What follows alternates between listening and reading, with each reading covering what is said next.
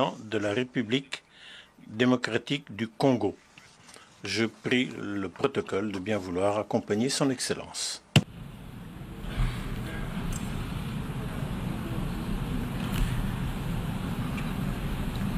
On behalf of the General Assembly, Au nom de l'Assemblée générale, j'ai l'honneur de souhaiter la bienvenue à son Excellence Félix Antoine Tshisekedi Tshilombo, président de la République démocratique du Congo, et je l'invite à s'adresser à l'Assemblée. Excellence, à vous. Président de l'Assemblée générale des Nations unies, Excellences, Mesdames et Messieurs les chefs d'État et de gouvernement, Monsieur le secrétaire général des Nations unies, Mesdames et Messieurs les chefs de délégation, la tenue de cette 78e session de l'Assemblée générale des Nations unies m'offre l'opportunité de partager avec les États membres de notre organisation la vision et les préoccupations majeures de mon pays, la République démocratique du Congo, face aux enjeux de l'heure dans le monde. Cependant, en avant-propos, je voudrais féliciter son Excellence M. Denis Francis pour son élection à la présidence de notre auguste Assemblée et rassurer l'ensemble des membres de son bureau du soutien de mon pays dans l'accomplissement de la noble mission leur confiée par notre institution. Je m'en voudrais si je ne remerciais pas le président sortant, M. Saba Korosi, pour son leadership clairvoyant et son dévouement qui ont contribué à faire avancer les débats et à trouver des solutions concertées. Mes remerciements s'adressent également à M. Antonio Guterres, secrétaire général des Nations unies, pour son engagement actif et permanent en faveur de la paix et la sécurité internationale. Monsieur le Président, pendant que se tient ici à New York cette session, le peuple marocain n'a pas encore fini de pleurer ses victimes ni guéri ses plaies par suite des puissants tremblements de terre survenus dans la nuit de vendredi 8 au samedi 9 septembre en cours, causant la mort de plus de 3000 Marocains, en blessant au moins 5000 et détruisant plusieurs villes et localités du royaume. De même, les Libyens ne sont pas encore sortis des traumatismes des inondations qui ont ôté la vie à plus de 20 000 personnes et provoqué d'énormes dégâts matériels le dimanche 10 de ce même mois. Le peuple congolais salue la mobilisation de la communauté internationale pour secourir ces peuples frères du Royaume du Maroc et de la Libye. Il leur exprime toute sa compassion et sa solidarité et souhaite une prompte guérison à tous les blessés de ces deux calamités naturelles. Monsieur le Président, au-delà de déplorer ces calamités naturelles, l'actuelle session de l'Assemblée générale se tient à une période exceptionnelle de notre histoire où le monde est confronté à des situations graves qui menacent l'existence même de la nature humaine. À la guerre en Ukraine, qui entraîne la crise alimentaire, marquée par une flambée des prix et une pénurie de denrées de première nécessité, s'ajoute l'aggravation des effets du réchauffement climatique, des conflits armés qui continuent à faire rage ci et là. Ces crises qui se renforcent mutuellement mettent au défi le système multilatéral et la coopération internationale. Or, maintenir la paix et la sécurité internationale, garantir la justice et les droits humains, favoriser le progrès social, instaurer les meilleures conditions de vie, sont en effet des vœux unanimes et intemporels de tous les peuples du monde qui doivent par conséquent demeurer au centre de notre action collective suivant une approche réellement multilatérale et inclusive. Nous sommes interpellés à travailler ensemble en vue de répondre à ces défis qui sont de portée existentielle. C'est pour cette raison fondamentale que je salue la pertinence du thème central annuel de cette session, intitulé « Rétablir la confiance et raviver la solidarité mondiale, accélérer l'action menée pour réaliser le programme 2030 et les objectifs de développement durable en faveur de la paix, de la prospérité, du progrès et de la durabilité pour tous. » Cette thématique place les valeurs de solidarité et de confiance au cœur des facteurs de la relance et l'accélération des solutions aux défis mondiaux étroitement imbriqués afin que faire progresser la paix, la sécurité et le développement durable. Ces deux valeurs prennent tout leur sens dans le contexte de crise que nous vivons aujourd'hui. À ce sujet, il est essentiel de rappeler qu'à mi-chemin vers l'atteinte des ODD en 2023, sous l'effet conjugué des catastrophes climatiques, des conflits récurrents, de la récession économique et des effets persistants de la pandémie de Covid-19, les inégalités et la pauvreté se sont aggravées. La faim et la malnutrition sont en augmentation. Les besoins humanitaires et les déplacements de population atteignent des niveaux records. Et les catastrophes climatiques et environnementales plongent le monde dans un risque systémique et existentiel des plus graves. Pour venir à bout de ces fléaux qui sont des menaces réelles à la paix et à la sécurité internationale, ainsi qu'un obstacle majeur à la prospérité et au progrès des nations, il est évident que la mutualisation des énergies et une approche multilatérale dans la confiance réciproque et la solidarité sont des atouts majeurs et indispensables. Monsieur le Président, le maintien de la paix et de la sécurité internationale constitue le fondement et l'objectif primordial de la création de l'Organisation des Nations Unies.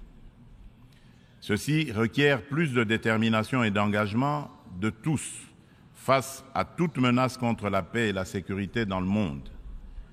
Les peuples africains ne comprennent pas souvent l'attitude équivoque, la politique de 2 poids, 2 mesures, les ambiguïtés et atermoiements de notre organisation, plus particulièrement de son Conseil de sécurité, dans certaines crises politiques et sécuritaires qui sévissent en Afrique, parfois depuis plusieurs décennies. C'est le cas notamment de la crise oubliée du Sahara occidental qui déchire 2 pays frères, l'Algérie et le Royaume du Maroc, et dure depuis plusieurs décennies. C'est aussi le cas de celui du Mozambique, victime d'attaques terroristes meurtrières depuis environ une décennie dans la province de Cabo Delgado.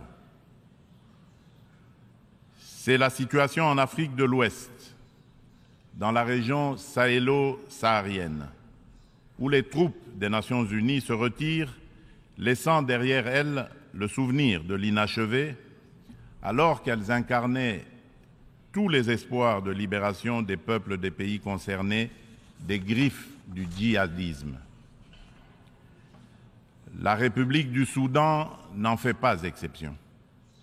Elle s'enlise dans une guerre civile meurtrière, opposant depuis l'année dernière les militaires fidèles au président Abdel Fattah al-Burhan aux forces paramilitaires de soutien rapide qui sont sous le commandement du général Mohamed Hamdai Dagalo. Cette guerre a déjà causé beaucoup de morts et d'importants dégâts matériels. La communauté internationale est quasiment indifférente à la tragédie soudanaise. C'est ici le lieu d'aborder une question d'une importance capitale pour la République démocratique du Congo et pour la consolidation de la paix dans notre région. Il s'agit du retrait de la mission de l'Organisation des Nations Unies pour la stabilisation en République démocratique du Congo, la MONUSCO en sigle, de notre territoire. Après plus de 2 décennies de présence, il est temps pour notre pays de prendre pleinement son destin en main et de devenir le principal acteur de sa propre stabilité.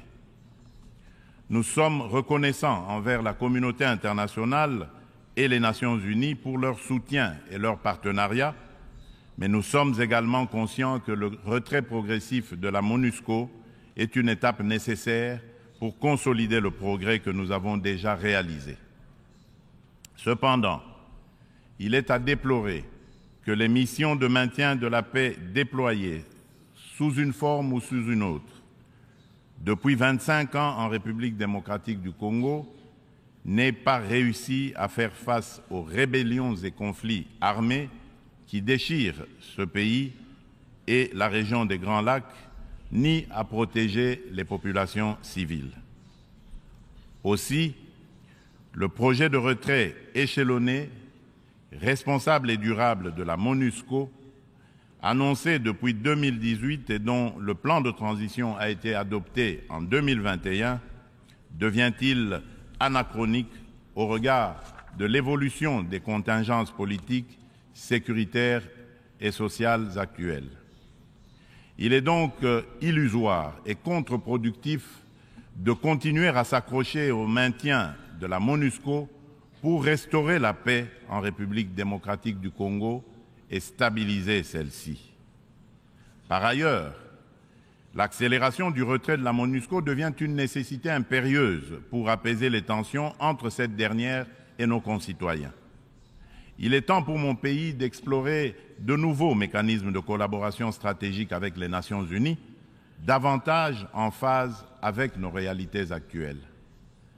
C'est pourquoi, en ma qualité de garant constitutionnel de l'intégrité territoriale, de la souveraineté et de l'indépendance de mon pays, de la bonne tenue de notre nation ainsi que du bien-être de mes concitoyens, j'ai instruit le gouvernement de la République d'entamer des discussions avec les autorités onusiennes pour un retrait accéléré de la MONUSCO de la République démocratique du Congo, en ramenant le début de ce retrait progressif de décembre 2024 à décembre 2023.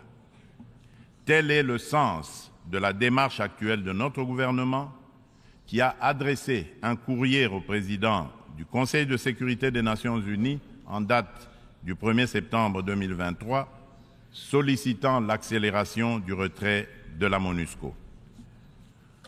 En sus du retrait accéléré de la MONUSCO, la République démocratique du Congo réitère sa demande au Conseil de sécurité de l'ONU de sanctionner toute personne physique et morale reconnue comme auteur, co-auteur et complice, matériel et intellectuel des crimes de guerre et contre l'humanité, ainsi que des violations graves des droits de l'homme, du droit international et de la Charte des Nations Unies sur le territoire congolais.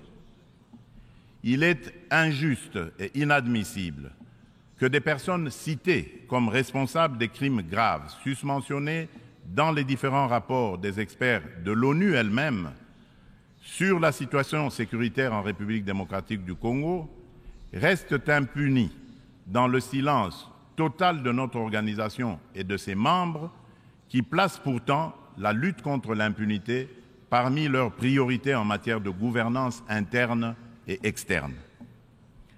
À ce sujet, le gouvernement de la République démocratique du Congo salue chaleureusement les sanctions que vient d'infliger le gouvernement des États-Unis d'Amérique au Rwanda pour son soutien au groupe terroriste du M23 et à un de ses hauts responsables impliqués dans les aventures criminelles au Congo. Pour rappel, ce groupe terroriste supplétif du Rwanda ne respecte aucun des engagements conclus par les chefs d'État de la région dans les cadres des processus de Luanda et de Nairobi. En effet, non seulement ils n'ont pas quitté les positions conquises, mais ils continuent à massacrer nos populations civiles et refusent le précantonnement et le cantonnement, exigeant un dialogue qui ne leur sera jamais accordé. La République démocratique du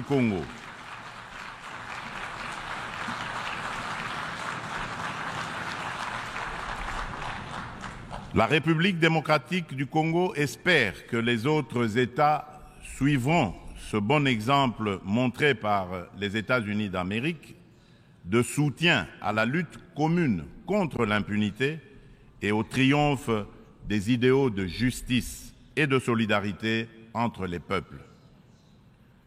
Le gouvernement congolais attend de la prochaine réunion du Conseil de sécurité qu'il accorde une attention toute particulière à sa requête et qu'il soit constructif dans la gestion du processus délicat et laborieux de paix dans notre pays. Monsieur le Président, un autre défi qui préoccupe au plus haut point toutes les nations du monde est celui du réchauffement de notre planète. Point n'est encore besoin de rappeler que l'augmentation de la température depuis quelques décennies affecte la vie de toute l'humanité et nous préoccupe tous. Cependant, force est de relever qu'en dépit des proclamations de foi des pollueurs en faveur de l'arrêt de l'émission des gaz à effet de serre, de multitudes de forats organisés à travers le monde pour combattre ce fléau, dont les 27 COP, conférence des pays membres de la Convention de l'ONU pour la lutte contre les changements climatiques, et de multiples résolutions et recommandations adoptées à ces différentes instances, le réchauffement de la planète est loin de se maintenir à 1,5 degré Celsius. Bien au contraire, à la COP 27 tenue à Sharm el-Sheikh, en Égypte cette année, des inquiétudes se sont manifestées sur une tendance à la hausse de cette température. Ce constat peu rassurant appelle sans doute à la revisitation de nos approches et des politiques adoptées. Dans ce cadre, le sommet africain sur le climat qui vient de se tenir à Nairobi au Kenya, sous la direction conjointe de l'Union africaine et de la République du Kenya, du 4 au 7 septembre dernier, a été une initiative salutaire et très opportune qui traduit la détermination de l'Afrique à participer activement au traitement de cette question vitale et de compter désormais comme un poids lourd incontournable dans la solution du réchauffement planétaire et de l'économie du futur plus verte et responsable. Les Africains sont sortis du sommet avec un cahier de charges commun, contenu dans la déclaration de Nairobi et axé notamment sur la réforme de l'architecture du système financier international pour plus d'équité, la restructuration et l'allègement des dettes de leur pays, la transformation locale de leurs produits et la mise en place d'un régime de taxation de carbone incluant une taxe sur le commerce des combustibles fossiles, ainsi que sur le transport maritime et aérien. Ils ont rappelé également aux riches pollueurs un engagement pris en 2009, mais non encore honoré jusqu'à ce jour, de fournir 100 milliards de dollars américains en financement climatique. La République démocratique du Congo demande aux Nations unies et à l'ensemble de la communauté internationale de prêter une attention particulière aux revendications légitimes de l'Afrique. Dans ce cadre, mon pays appelle à la création d'un marché carbone équitable et des prix incitatifs tout en renforçant l'efficacité des financements climatiques. Il espère une opérationnalisation rapide de l'article 6 de l'accord de Paris et soutient l'idée des partenariats mutuellement bénéfiques entre l'État et les secteurs publics. C'est dans la même logique que la République démocratique du Congo réitère sa disponibilité de coopérer avec tout partenaire, public ou privé, pour mettre en valeur ces minerais stratégiques en vue de la transition écologique et a pris des engagements courageux, notamment ceux de consacrer 30% de la superficie de son territoire national à la préservation de la biodiversité et de déposer une contribution prévue déterminée comportant des mesures d'atténuation axées sur 4 secteurs prioritaires: l'agriculture, les forêts, l'énergie et les transferts de technologies, ainsi que des mesures d'adaptation. Monsieur le Président, le multilatéralisme et le respect d'un système mondial fondé sur des règles ont soutenu la paix, la sécurité, la santé et la prospérité dans de vastes parties du monde depuis 78 ans. Les Nations Unies incarnent ces principes et restent un acteur indispensable pour faire face aux menaces existentielles contemporaines, qu'il s'agisse de la crise alimentaire actuelle, du changement climatique, du terrorisme, ainsi que des pandémies et de la prolifération nucléaire. Aucune de ces menaces mondiales critiques ne peut être résolue par des nations agissant seules, aussi puissantes soient-elles. Tout cela exige une coopération multilatérale. Pour conserver la confiance de la communauté internationale, l'Organisation des Nations Unies doit montrer qu'elle est capable de s'adapter au temps présent et de relever avec efficacité et responsabilité les défis d'aujourd'hui. Aussi, pour donner un nouveau départ au multilatéralisme, la réforme de la Charte des Nations Unies sur les points clés, Conseil de sécurité, veto, chapitre 7, recours à la force, est-elle indispensable, mais ne serait pas suffisante. Les chantiers ne manquent pas. La coordination et la coopération entre les différentes institutions et agences des Nations Unies sont imparfaites. Des problèmes globaux sont abordés plusieurs fois dans différentes enceintes, sous des angles différents, de façon contradictoire, d'autres ne le sont jamais, nulle part. Chaque bureaucratie internationale entend persévérer dans son être.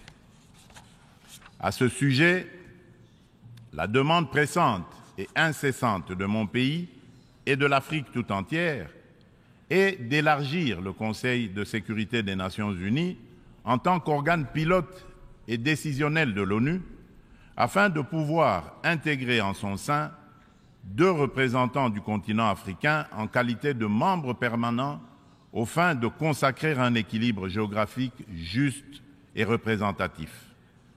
D'où la pertinence et la nécessité de réformer notre organisation vieille de 78 ans, qui accuse certaines limites face aux mutations actuelles et à la dynamique internationale, afin de lui donner plus d'inclusivité, aussi bien dans sa composition que dans son processus de prise de décision, qui désormais devra prendre en compte la voix de l'Afrique. Monsieur le Président, avant de clore mon propos, permettez-moi du haut de cette tribune de revenir sur la question des violences faites aux femmes dans le contexte de guerre et des conflits armés. Il n'est un secret pour personne que la République démocratique du Congo est l'un des États africains où les violences sexuelles contre la femme sont les plus déconcertantes, du fait notamment des décennies de conflits armés. Afin de soulager les souffrances des femmes victimes des violences liées au conflit et de réparer un tant soit peu le préjudice leur causé, mon pays a mis en place des mécanismes institutionnels spécifiques. Il s'agit notamment du Fonds national des réparations des victimes des violences sexuelles liées au conflit et des victimes des crimes contre la paix et la sécurité de l'humanité, le FONAREV, créé en décembre 2022. Dans le prolongement de ces initiatives de protection et de promotion de la femme, la République démocratique du Congo s'emploie inlassablement à changer le regard des hommes sur les femmes, notamment en bannissant les structures sociétales qui créent des barrières à l'épanouissement de la femme, ainsi que les dynamiques de pouvoir qui sous-tendent les relations hommes-femmes. En effet, les compétences et les ressources données aux femmes ne suffisent pas à elles seules pour changer leurs conditions. Il est indispensable, en plus, de changer les dynamiques sociales au sein des couples, des familles et des communautés. C'est tout le sens du projet de promotion de la masculinité positive que j'avais initié depuis le début de mon mandat à la tête de l'Union africaine.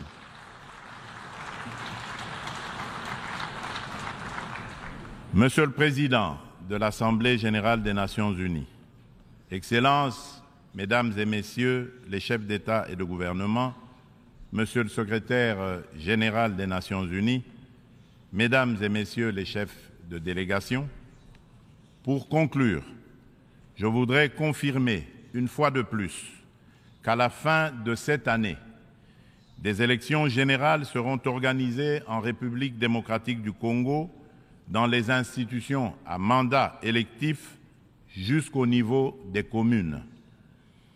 En vue de garantir leur succès, toutes les parties impliquées se mobilisent activement.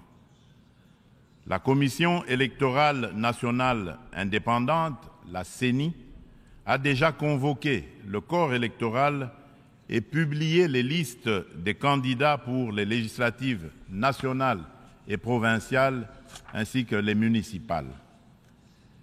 Des dispositions sont prises pour assurer la transparence, l'inclusivité, l'égalité des chances et la crédibilité des prochains scrutins.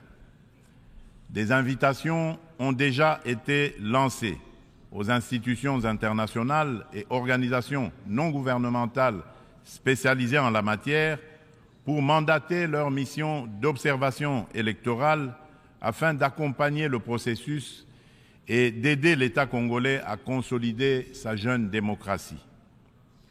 L'ONU est invitée aussi à y jouer un rôle important par ses institutions spécialisées. Le gouvernement congolais remercie déjà celles des institutions et ONG invitées qui sont déjà à pied d'œuvre. La République démocratique du Congo reste convaincue que l'ONU reste le cadre le plus approprié pour discuter de l'avenir de notre planète et des relations aussi bien entre les peuples qu'entre les États. Suite à la tenue d'élections démocratiques et apaisées au Zimbabwe, je lance un appel pressant aux Nations unies de mettre tout en œuvre pour obtenir la levée immédiate des sanctions contre la République du Zimbabwe et son peuple. Cependant, pour remplir efficacement ces lourdes et délicates missions et mériter la confiance de tous, l'ONU doit incarner les valeurs de justice, d'équité et de solidarité et être représentative de tous dans notre diversité culturelle, politique, économique et sociale. C'est là tout le sens de sa réforme sur laquelle les Africains ne cessent de revenir et du combat que nous devons tous mener. Je vous remercie.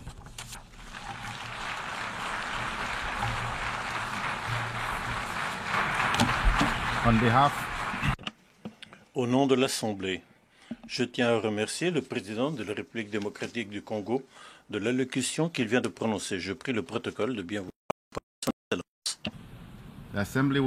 L'Assemblée va entendre une allocution de Sa Majesté